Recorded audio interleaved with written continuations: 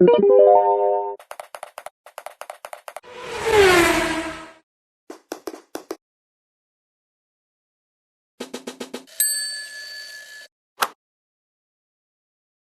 everybody. I'm Ivy Rivera. I'm a psychic medium, a Taino Arawak, and I own a school called the Ivy League Psychic Academy. Today's free mini class is called Healed People Hear Differently. Now, a couple of the things that we want to focus on here today are the different ways that people don't seem to be able to hear. We also want to focus on the obstacles that creates, the sort of toxic social dynamics, communication barriers, and I want to focus on when it might be you. How do you know if you're one of these people that hasn't healed in some key areas, and so now you're having conflict in your life because of it? We're going to break down when it's happening, how it happens, what that looks like, and then we're going to talk about solutions in the second part of this curriculum. All right, so are you in frequent miscommunication with others? Okay, are you always having tiffs, or are your feelings always getting hurt? This could be a sign. Do you deal with someone that you just can't seem to connect with?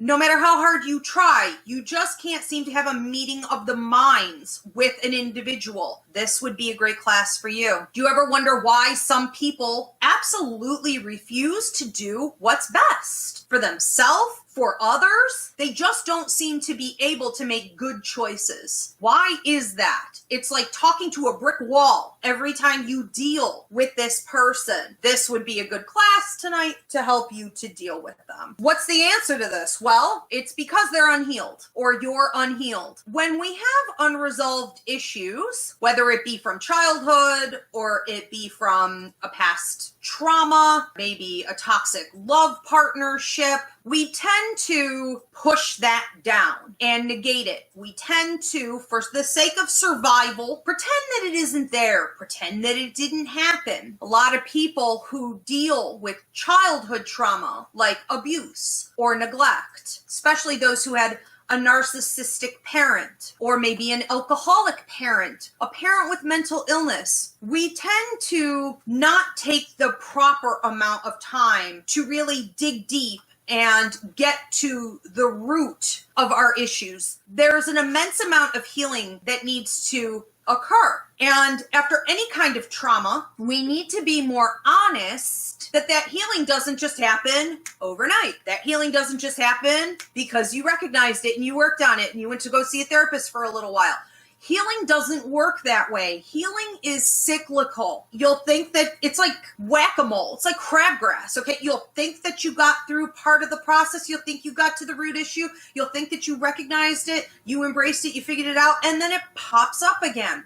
So we need to stop thinking of the healing process in such limited terms. It's a lifelong learning process, much like relationships. When a relationship ends, it doesn't mean that the lessons end. We learn from the relationships we have our entire lives onto our deathbeds. Okay, even research shows that people that are elderly or passing away remember back to significant relationships in their childhood and talk about what those meant to them. Think of the healing process as being repetitive, but like levels upward. You may never reach the top in this lifetime. Things like understanding why something traumatizing happened may never come to you. You may never fully understand why something like that happened until you pass away. That's okay. The goal is to meet that challenge every step along the way, to be willing to accept where we are, to identify the problem, to be present, and to be willing to grow with it and ask, what are the lessons here? What can I do with this information? Ultimately, to be able to, yes, heal ourselves, of course, but to be so highly functioning that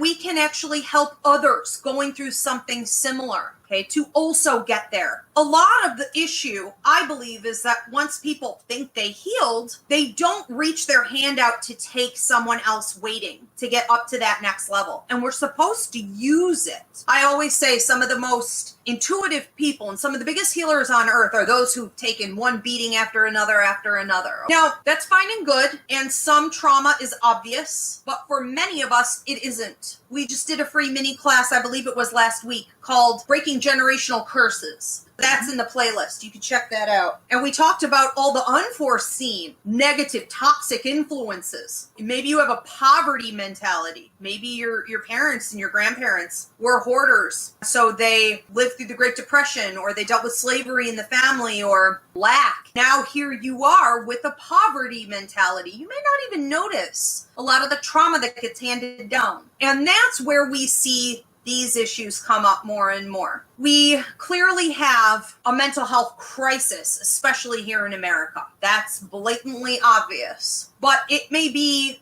a long time before we get a system in check that can help on the large scale that we need. So in the meantime, let's use some of these really helpful tools here and be able to identify. Okay, so when do you know that someone is unhealed and is incapable of hearing you, comprehending what you're saying to them, understanding you, or working with you? Number one, they will not accept the love that you give, no matter how often you give it, no matter how you give it. They literally cannot identify the love that you're giving, and or they cannot embrace, accept, and utilize the love that you're giving. I hate that saying. I just put up a post on my social media that said, stop telling people that they have to love themselves before they can ever receive love or give and share in genuine love. We have to stop saying toxic things like that. That's ridiculous. So we don't want to give up on people, but we do have to understand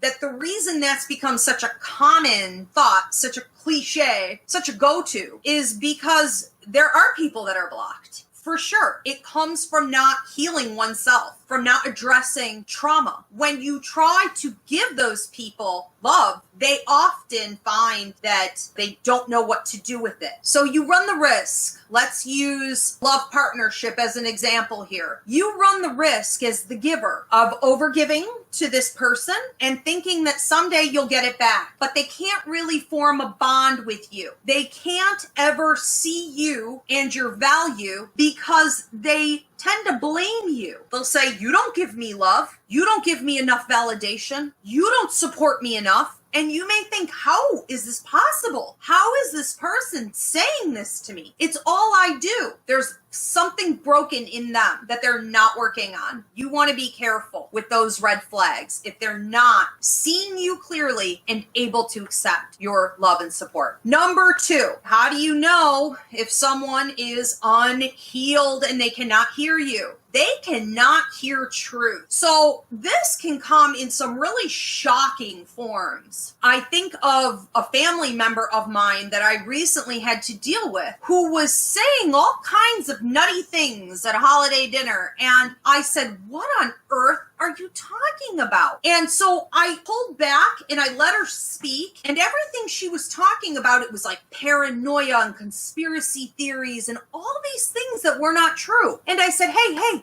And I said, you understand that this is the truth, right? You understand that this is the truth. And I displayed a couple truths, and this person was clearly not able to hear any of that.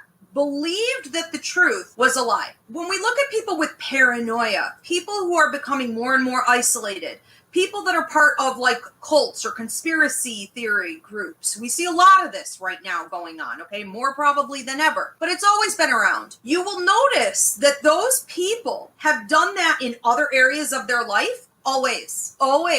They always had trouble identifying the truth. People who won't hear the truth often have poor judgment of character. They accuse others of being bad when they're good, and they accuse the toxic people of being these amazing healers and these very charismatic, charming individuals. They don't get it right. Look at this individual's dynamic with other people. They love toxic people. They hate those that tell the truth and are pure. So there are patterns of this. Let's look at number three. They can't change. There is no growth in that person's life. Now, periodically, you may see this individual do slightly better, make an attempt to create some change. Maybe they did go to therapy and get a little help, or they're doing some behavioral modification, okay? Maybe they made some good choices. But to actually watch them maintain it and move up additional levels is either non-existent or it's really far and few between.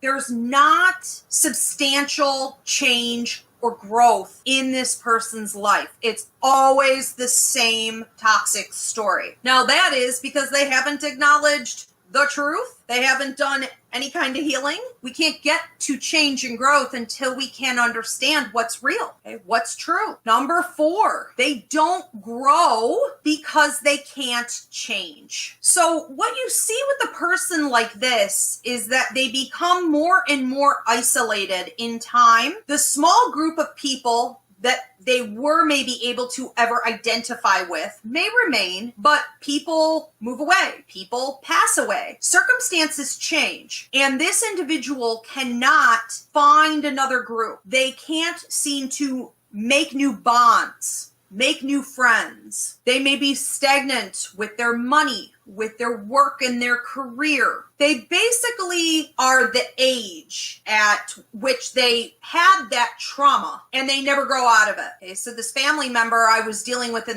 the holidays, I knew that her big trauma was at 14 years old, and she still argues like a 14-year-old. She still acts like a 14-year-old. She's in her 60s, but she seems like a 14-year-old girl. And when she wants to tell lies, she reverts back to even terminology that would be something a teenage kid would use. So you can see the age where they're stuck and they just haven't grown out of that. Number 5, this person cannot return any kind of real, genuine affection, help, love to you. They can't reimburse you. They can't reciprocate. There's no positivity really coming back for you. And it can often feel like it's just a one-way street. Like all they do is make holes in your boat and there's a constant leak. We could call them emotional vampires, energetic vampires. They're debilitating in a way. You need to be careful that you're not saying, well, I'm just a healer, I'm just a fixer, and I just want to give unconditional love, and that's the right thing to do.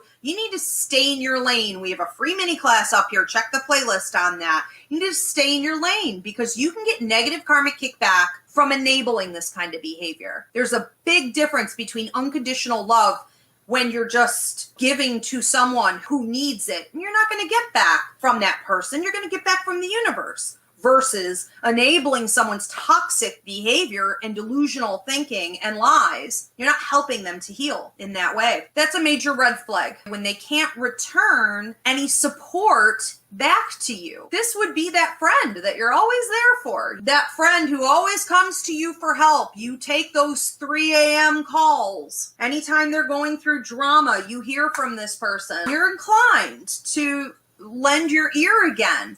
Help them through their latest trauma. But where are they when you need them? Do they show up? Do they ever reach out to you? People who aren't connected to you at all won't know when you're silently going through something. They won't pick up on any of those subtle details. Where did Christina go for 2 weeks? I'm going to reach out to Christina. Is something going on over there? Well, that's because I care about Christina and I'm actually having a transaction, energetic exchange with Christina.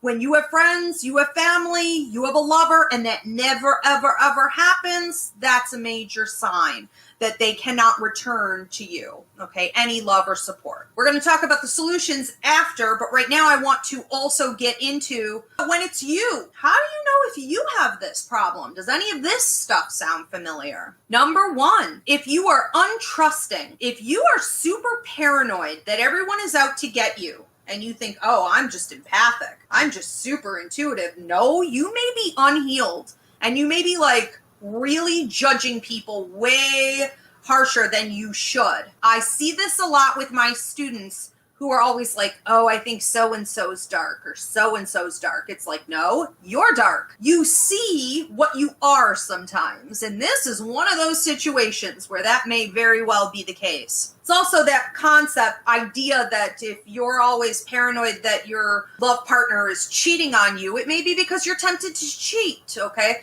So look at the way you feel about other people and ask yourself if that's coming from a place of truth or if that's coming from a place of woundedness inside that you haven't dealt with. If you are egotistical, if you are easily offended, defensive, fighting with people all the time, you swear everyone's always criticizing you, you may be confused. You may have healing that needs to be done. There's a time and a place for everything. Maybe some people aren't really productive at giving a criticism, okay? Maybe it is unconstructive criticism that they gave, but that doesn't mean that they meant to personally attack you. We have to remember that humans are flawed. Let's not be too defensive, okay? Even if their delivery isn't perfect. If you need perfect delivery out of everyone, maybe you have some unhealed business going on. If you are confused about conversations that you previously had, you swore to God a conversation went this way, and later someone says that is not how it went this way, and we have it recorded. It was on a Zoom meeting, it was in a text, it was in the email you sent me. What are you talking about? And you're like, what? That's impossible. You may have some healing to do. Number 2, if you're needy, a lot of needy people are feeling that they didn't get the same amount of love back from someone they gave it to, or that they're not receiving the support that they deserve, even though all they do is give it out. They feel needy because they're not able to receive it. Now, we can have discrepancies. I haven't read the books on love languages, but I get the gist of it. I've looked at some of them, and that seems like some pretty interesting theories. People can have different love languages, and it can get really tough to receive the way some people give love. That's a given. But if you feel this with a lot of people in your life, no one gives back to me. Why am I always suffering? This is so unfortunate. You're needy, and it could be that you have healing to do. You shouldn't need that much out of anyone. You shouldn't need a million people to buoy you up every day. Number 3, if you're depressed and detached, now I can't prescribe or diagnose, but I will say that a lot of people's depression comes from a place of woundedness. They haven't dealt with those underlying traumatic issues, and that affects your energy. That affects the energy that you put out to the world. So you attract negative. Well, that'll make you depressed in itself. That process is a toxic situation within you. You may feel lonely. You may feel that you don't understand how to connect with others. And you may literally feel like you just don't understand others. Now, a lot of people like to put themselves up on a pedestal and just be like, well, I'm so different. I just don't understand the way that people are.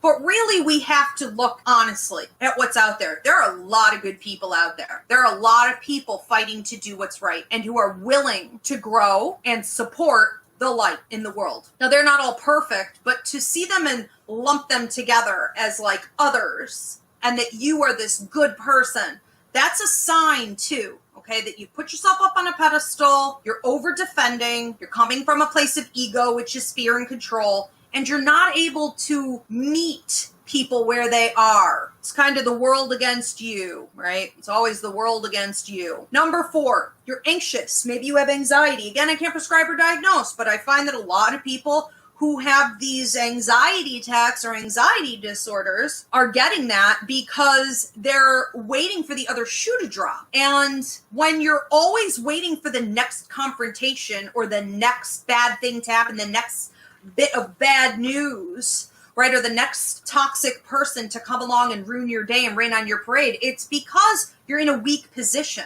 You should feel empowered every day. You should feel empowered whether you want to deal with people or not to get out there, okay? And anxiety is a very real thing. Depression is a very real thing. That's not what we're talking about here today. We're talking about feeling anxious, having anxiety, because you have a negative outlook on life. You're waiting for something or someone bad to cross your path all the time. Could be that you have healing to do. You may also find that you hoard. I find that a lot of people who have this anxiety are also nervous Nellies and hoarders. This is mine, this is mine, this is mine. They have no flow. There's no flow of generosity. And I'm not just talking about money.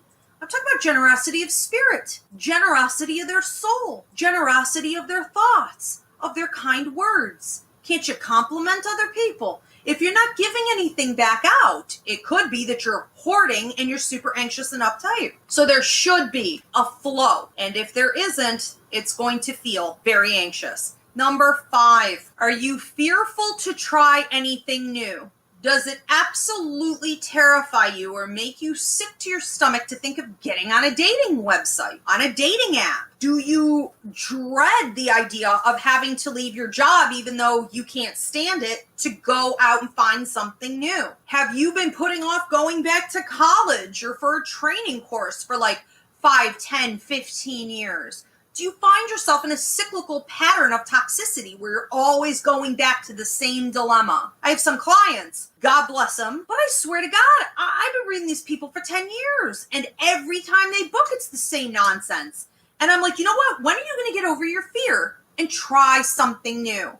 People who are unwilling to ever step out in blind faith have unfinished healing business that needs to get tended to. They also would be chronic overthinkers. So a lot of people say, oh, well, my mother was a worrier and my grandmother was a worrier and there's nothing wrong with that, or I just overthink, or I'm a Gemini, or I'm a Virgo, or whatever. You know, it's not that. You've got to control your thoughts. Every human being on earth has to learn to control 2 things, your thoughts and your emotions, okay? If you're ever going to learn how to get ahead in life using your intuition, your gut instinct, the universal guidance that's being given to you. You have to come from a place of divinity, and your logic and your emotions are disrupting that process because you're unhealed. Your logic and your emotions should be able to help you and assist you in the intuitive growth process in your life. But what's working against you, there's a definite sign of problems. So chronic overthinking, being double-minded, talking yourself out of everything. You take 1 step forward, 2 steps back. It's all this. Okay. And just going to say that one more time, okay, for the cheap seats in the back, especially in love partnerships. That is the number 1 area of testing. Why is that? Because the universe set it up that way. Because your greatest challenges with intimacy and healing are going to come from a love partner that you allow in. Okay, so that's why. All right. Now, I do want to talk about the solutions when it's other people. You're dealing with someone with a blocked energy. What do you do? Number 1, you do not try to force it. You do not allow for your ego to take over. Don't forget, ego is about fear and control. Ego is not love. Ego is not faith. Ego is essentially you stepping in, trying to do God's work, trying to do karma's work, trying to be the universe. Okay, we already have universal law. It's not on you. This isn't your responsibility. So don't get sucked in, especially if this is a family member, okay, because you're not going to get out of that one easily. So you don't try to force it. However, you should live by example. So if this is someone you're going to be around frequently enough, the best thing that you could do, no matter how bad their behavior is, or how unfortunate it is that they can't receive an interaction or love from you, you shine, you smile, you live a healthy, good, positive life, you keep your vibration high, you live by example. You need to shine on. We do have a mini class up here called How to Check Your Ego in Lightwork and Beyond, okay? Especially, again, if you have family members or like even a spouse that you have to deal with on a regular basis, that will help a lot. You need to stay in your lane. Now, sort of opposing that, okay, there's a big difference between, and this is number 2, speak your truth. There's a huge difference between you speaking your truth and you coming at someone trying to force your ego and agenda on them. So we don't force it. We do live by example. And we do speak our truth. That means you don't back down. If there is something that needs to be said, you should say it. I believe wholeheartedly a huge part of the reason our society is in the shape that it's in is because we don't have enough people taking responsibility for our truth, for the sharing of what we know is true. So we tend to say, not my problem. Well, I'm not even going to bother. well, they don't listen. We need to be held accountable too. We need to speak up for what is right, what is true, what is good. If we don't do that, that negative, toxic, fraudulent energy takes over and it multiplies. It's like a fire that gets out of control. We have to stand up for what's right. And I think the easiest way to approach this, because it is a hassle, and you could be the only one doing it, and there is kickback from people often, almost starting a fight, that's how they'll see it. Who cares? We have to do it. If you were a kid on a playground, think back to childhood. You know, what's one of the first things you were taught? Kindergarten, first grade, second grade. What were you taught? Take care of the underdog. Don't allow anyone to get bullied without you intervening. We got to go back to the basics. We were supposed to be speaking up for truth, and we have lost sight of that. You also need to make sure that you don't get sucked in to arguments. So your truth is your truth, and their untruth to them is their truth, or whatever, their lie that they want to push. And what they're going to try to do is to suck you in so that it becomes a debate. Now, none of this is debatable. There's truth or there isn't truth. So if they try to say, well, I didn't do that, but they absolutely did, you need to stick to the basics. Keep it simple and repeat yourself. Yes, you did do that. Here's the proof of it. Well, I didn't say that. Yes, you did say that. Here's the text where you said it. Here's the email where you said it. Here's the recording of you saying it. Here's the person who heard you say it. Yes, you did. Then they'll turn to things like, well, I didn't mean to, or that's not what I meant. That's irrelevant. You did do it. You did say it. And it needs to stop. So you need to confront what it is simply and on repeat, but do not get sucked into some kind of a debate as to whether or not it was real. All right, let's talk about asking obvious questions. If you are dealing with someone that you feel, this is especially on the emotional end of things. This is a family member. This is someone who's falling into some real dark mentality, dark habits, dark times. Ask questions to try to get them to use some critical thinking skills. Cognition is flown out the window a long time ago with some people. And so they're like zombies. They're just repeating falsehoods. Ask questions. Here's a great example. The family member I dealt with on the holidays was saying, you're trying to steal my rights. You're trying to steal my rights. And was like yelling this and shouting this. And the rest of us at the table were like, what rights?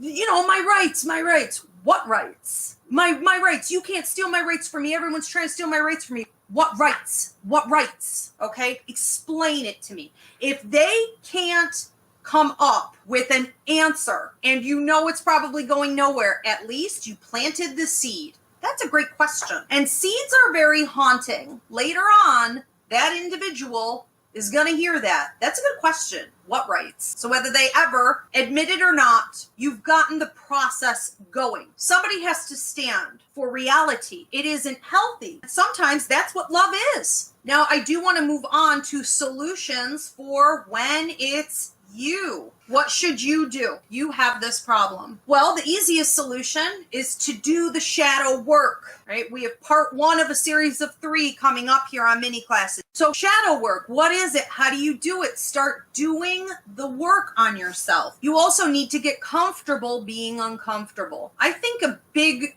issue here these days is that everyone wants to be soothed. Everyone wants to be happy or uplifted. Will turn toward food, sex, drugs, entertainment, video games, distraction. The escapism and the avoidance is so hot, it's so attainable, and it's good, that it's easy to get sucked into that. But you can't do that. You have to get comfortable being uncomfortable. So when you notice that something is off, sit down and analyze it. Maybe pull out your notebook and write down what happened. You don't have to have all the answers, but at least start processing things. I wouldn't recommend sitting with things for more than 10 to 15 minutes, but maybe even close your eyes and call in your guides, your ancestors, to help you process. And don't try to dictate it. Just let it play in your mind like a story. It will reveal feelings and thoughts and memories to you that will help you to understand. Go to therapy. Therapy is great. I had a horrible childhood, and I saw several therapists over the years that I thought were pretty amazing. Some will push you hard to look at what you really don't want to see, and others will kind of coddle you and help you through the process. Just go in and get started. But it's nice to have professional help, especially when it goes way, way back to things like your childhood or your teenage years, sometimes even your 20s. It can be sort of deep-seated and hidden away. Don't be shy to talk about it. Find a group, find something on social media, a supportive group. Not a bunch of toxic people who just want to stay in the problem, but people who are actually growing and doing better with things. Go to Barnes & Noble and do some self-help section shopping. Get books or watch videos on YouTube that can help support you. Google what you think are the words associated with your problem or your trauma, okay? And see what pops up. We need to ask what the root cause is. And if you really cannot seem to find it, that's a great time, again, to call in your guides and say specifically, I'm going to sit here for 10 minutes. Can you show me what the root cause is of my issues? They will help you. That's what they do. Look at generational trauma. Again, I would highly recommend the Breaking Generational Curses class we have on here. Look at the generational curses, habits that have been handed down. The majority of those are psychological, or maybe they are just habitual. That doesn't mean it won't affect you mentally, emotionally, physically. They're not curses. There's no hex. There's no family a spell of negative karma or juju that's been put on you guys. It's just negativity that's been handed down from one generation to the next. So look back at your bloodline and see how people behaved. Let's also stop seeing others as though they are the enemy. Let's keep in mind, you may be the one who's not being truthful. You may be the one who's not being honest. You may be the one who's out of whack. So stop looking at everybody else as though they're the enemy. Maybe they feel that about you. Maybe that's the energy you're bringing to the table. Maybe you've got everyone on guard. No one wants to get hurt. No one wants to get trampled. No one wants to get taken advantage of. So what kind of energy are you bringing? Stop seeing it as though it's you against them. And you'll notice that when you start working on things, the energy with others does lighten up. Everything seems to lighten up. Okay, so one step forward in the right direction immediately brings positivity from the universe. And I would also stop and ask. That means that if you feel that you're about to get into a confrontation, or you're having an anxiety attack, or you sense like burning at the back of your neck or headaches, you just feel like the other shoe's about to drop, there may be something brewing. And when you are face to face with the person that you're about to have this potential confrontation with, stop and ask if what they're saying to you or what they're accusing you of is your stuff. Are you projecting your unhealed business onto them? A common thing that happens when I'm reading clients, we'll use that as an example, is I'm telling them what they need to hear and they're defensive against me as though I'm attacking them. And I'm like, whoa, whoa, whoa, that's your stuff. That's not for here. All I can do is tell you what Spirit's telling you to do, what needs to be done, what would be for your highest and best good.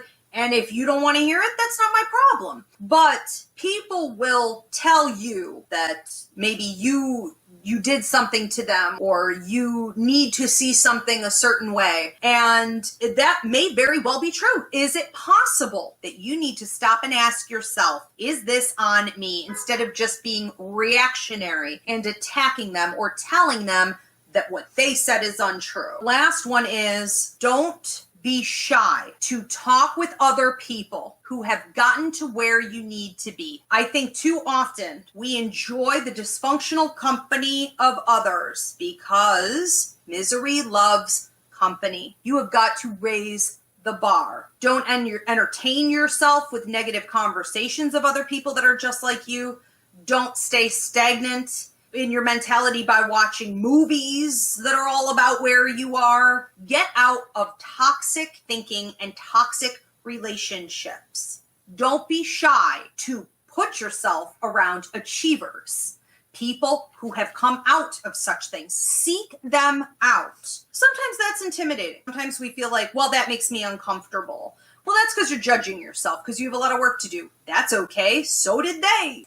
But we can't stay around the same groups that have fed the problem and kept us there. Again, don't enable others, don't enable yourself. Now here we're talking about handing it down to the next generation. So now we see children who think that that's a normal part of a relationship, is to have to like record their partner or settle for some type of a low level bond, if you can even call it that, where that's all your worth. So it's important that you talk to your girls about how unacceptable it is. But again, you're going to have to live by example. Whether we want to call it that or not, it's abuse. It's abuse. And for you to allow yourself to have to continuously go through it is neglect. It's what it is. People who don't heal become abusive. They lie, they cheat, they step on others to get what they need because they are not in the flow. They cannot receive for themselves. So that's inevitable. Maybe he goes to therapy. Maybe he does a lot of self-therapy too. And you can eventually go to something like marriage counseling, or even if you did, maybe it wasn't productive, but maybe later it'll be productive. Until he's willing to do that work, it's only hurting everyone else. And the isolation, especially with men, research shows, right? Like it's predominantly men who have issues with these unresolved traumas and things like this, or like they're coming from an egotistical place. It's not me, it's you, it's you, it's you. They've been able to get away with that their whole life. We live in a patriarchal system.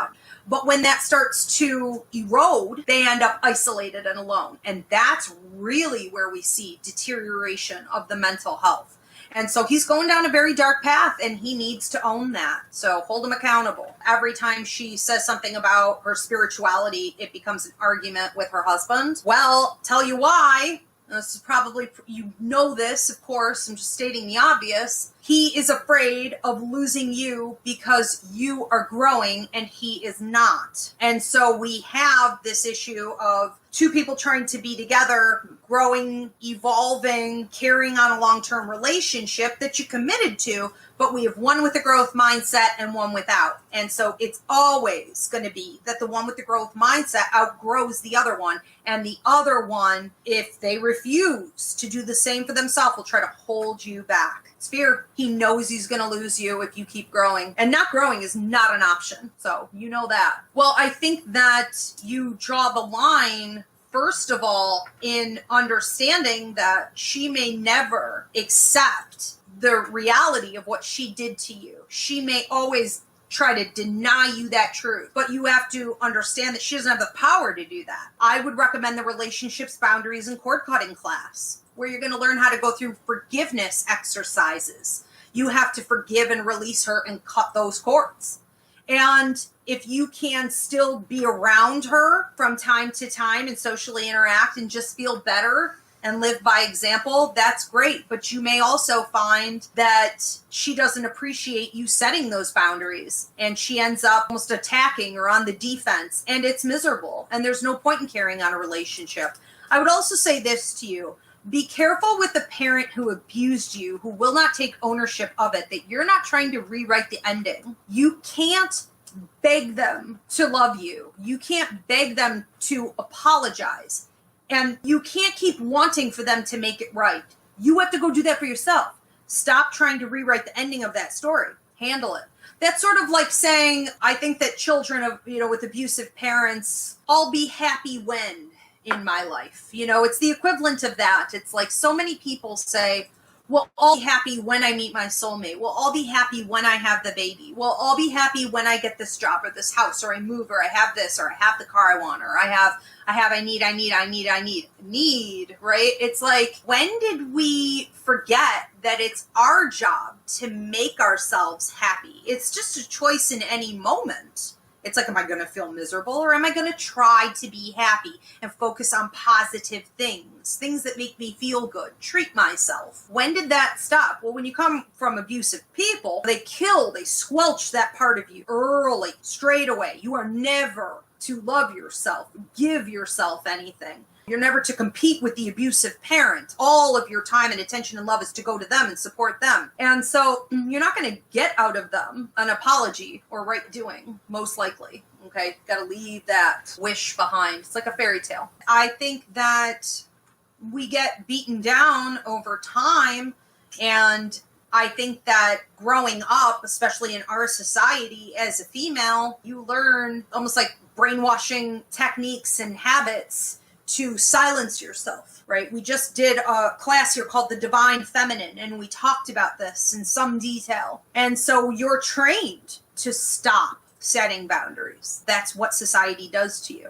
Look there, then look at back through your past. Like, when was the last time you really remember standing up and speaking out? Who did you do that with, or what was that dynamic? And then when do you remember failing and not doing it? Who was that with, and what was that dynamic? Because maybe you feel more comfortable doing it in certain situations and not others, and you need to just learn to do it all the time. Okay, so that'll show a lot about when you don't, why you don't. We have a class up for that too. It's called The Narc and the Intuitive. So I literally break everything down in that class. How do you deal with a narcissist, though? It's always going to be the same, and that is no contact. No contact. So that's it. It's not an option to work with them because they're a narcissist. And they only work with themselves.